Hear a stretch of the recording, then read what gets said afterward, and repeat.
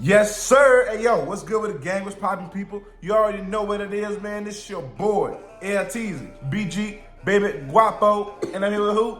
Angel. Hey, you okay, baby? Let it out, let it out, let it out.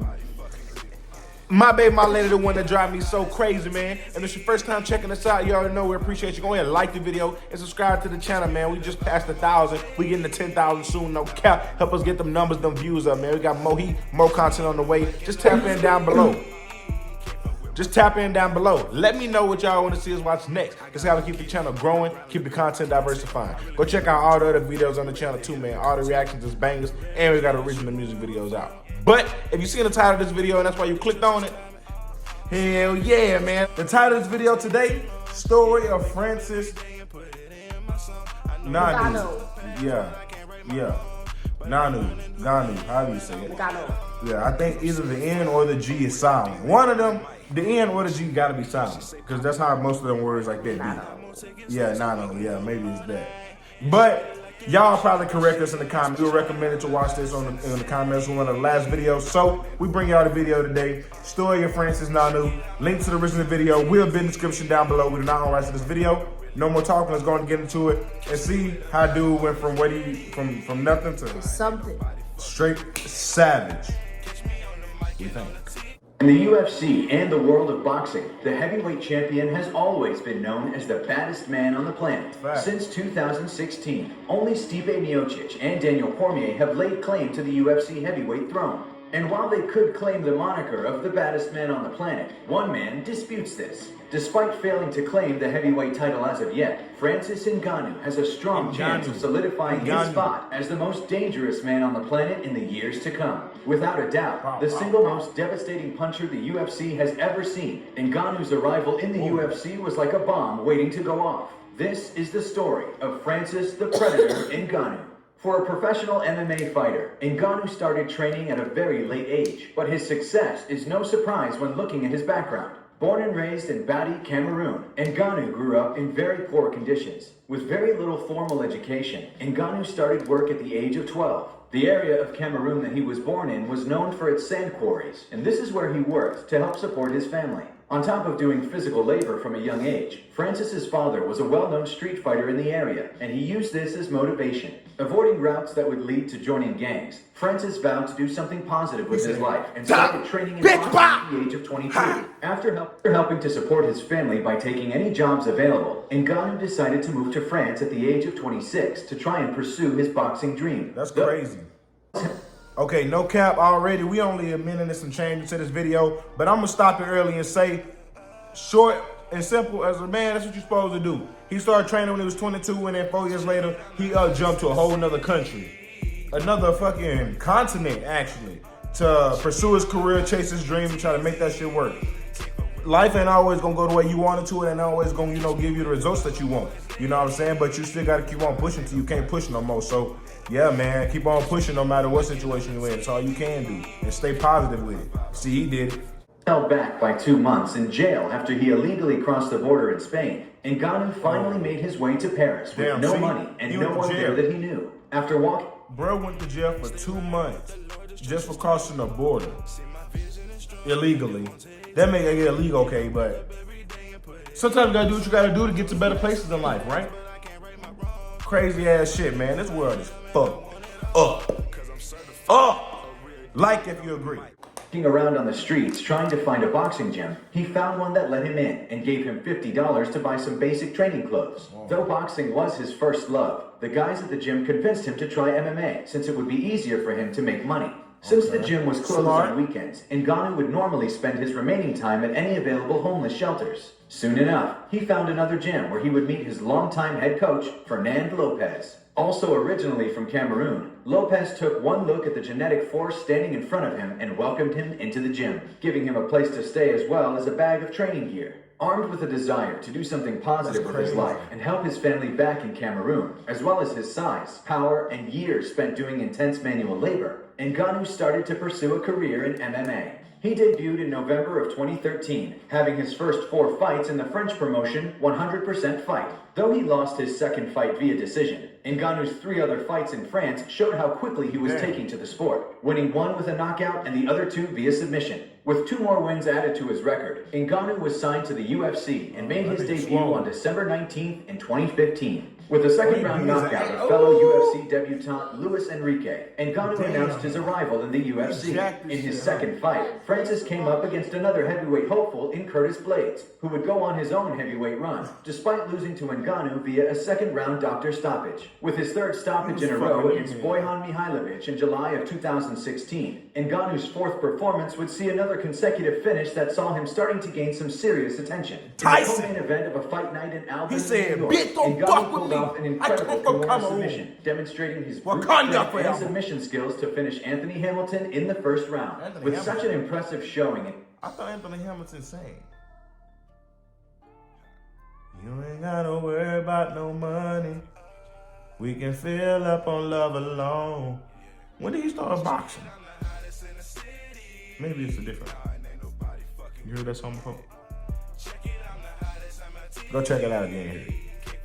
in quick fashion, Ngannou got another fight just 2 months later in January of 2017 in what would prove to be his breakthrough year. With a big name finally standing across the octagon from him, Ngannou blitzed right past former champion Andrei Arlovski, stopping him in a minute and a half with another glimpse of his superhuman power. With 5 UFC wins, all ending in a finish, the UFC was ready to give the Predator a huge step up in competition. Realizing his clear potential, Ngannou was scheduled to face another former champion in Junior Dos Santos at UFC 215. That was a big fight right there. The fight fell through the first time around. Instead, Ngannou would have to wait until December for his next fight. But the time spent waiting was more than worth it for the payoff.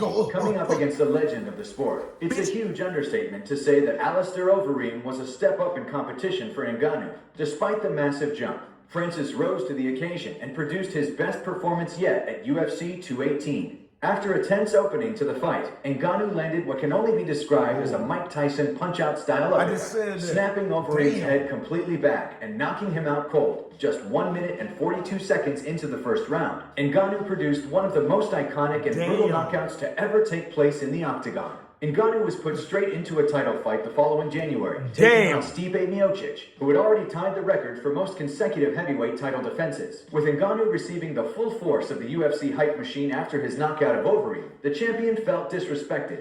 This showed in the build-up and in the fight, with Miocic feeling like he was expected to lose. Despite taking some huge punches that would have left most men drooling on the canvas, Miocic weathered a storm and used his fight IQ to expose the chinks in Ngannou's armor. With his wrestling ability and cardio untested, Miocic's toughness allowed him to close the distance and drag the challenger into the later rounds, grinding out a unanimous and dominant decision victory. After a significant halt to Ngannou's momentum, the next fight of his career would be an incredibly strange blip. Matched up with the UFC's leader in most knockouts, Francis Ngannou versus Derek Lewis was sold as an all-action firefight between two of the sport's most dangerous gunslingers. With Lewis battling through injuries and Ngannou hesitant to engage after his skill set was exposed against Miocic, the fight became a stalemate and one of the most disappointing fights in recent history. In November of 2018, Ngannou returned to the octagon, ready to end the year on a high and put his last 2 fights behind him. In a rematch with Curtis Blaydes, his former foe had racked up 5 wins with 1 no contest since their first meeting. As soon as Blaydes attempted to close the distance and implement his wrestling offense, he was faced with the power of Ngannou and was stopped in the first 45 seconds of the fight.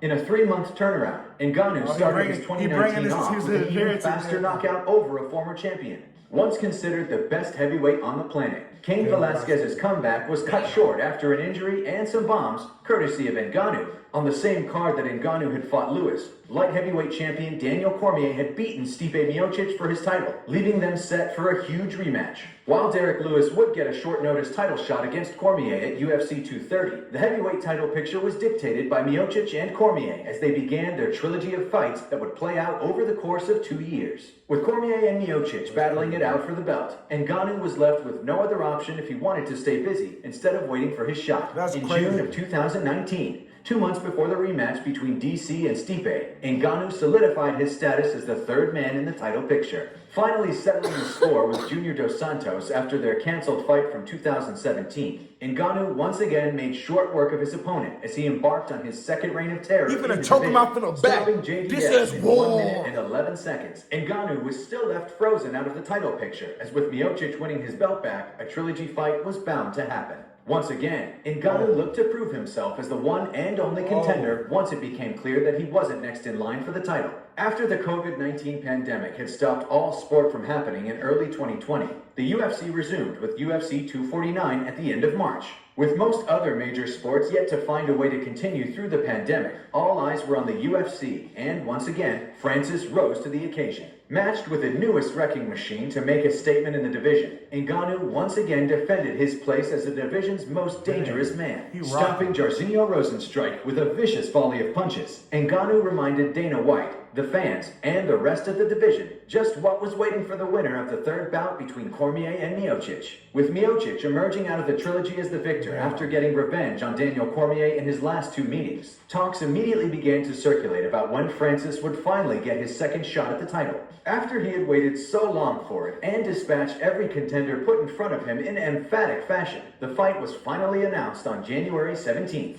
Francis Ngannou will once again challenge Stipe Miocic for the heavyweight title at UFC 260 on March 27th. After his work for his charity, the Francis Ngannou Foundation, which helps to provide sports facilities for young people in Cameroon, bringing a world title back to his birthplace will be the perfect bookend to Ngannou's incredible journey. From the town of Beatty in Cameroon to the streets of Paris to a second shot at the UFC's heavyweight title. Hey man, so as you can see, this video was a little bit outdated. It was posted a year ago due to the fact that they said that you know, with the results are going to be coming up at the contest. So we probably can go look online, you know what I'm saying, and see who won. We're going to do that after the video because I want to know who won that fight and if dude came out with the world title. Because, you know, shout out Francis, you know what I'm saying? That was a crazy story, man, coming from nothing to really whoop all their ass, still whooping ass to this day probably. Changed his life, hard work ethic, did what he had to do. Every fight, he like, I'm not trying to go back home. Or not even the fact that I'm going to go back, I want to be able to bring something back home. You know what I'm saying? It's more than about himself. He fighting for everybody that can't fight, you know? So it's like he really out there doing what a man's supposed to do. So shout out him, man. Shout out all the subscribers we have. We appreciate all y'all, especially the ones engaged. Let us know what to watch next. What you got to say, baby? Anyway, though, it's your first time checking us out, man. You already know I appreciate you if you made it this far in the video. Go ahead and like and subscribe to the channel. Tap in down below. Let me know what y'all want to see us watch next. And let me know what kind of different content y'all want to see us watch next, man. So we're trying to diversify the content, make the channel go up in many different ways, man. You know what I'm saying? Very versatile, very influential. That's what we do. But until next time, gang. Yeah. Yeah. I know the past is the past, but I can't right my wrong. But I'm learning who I am and I want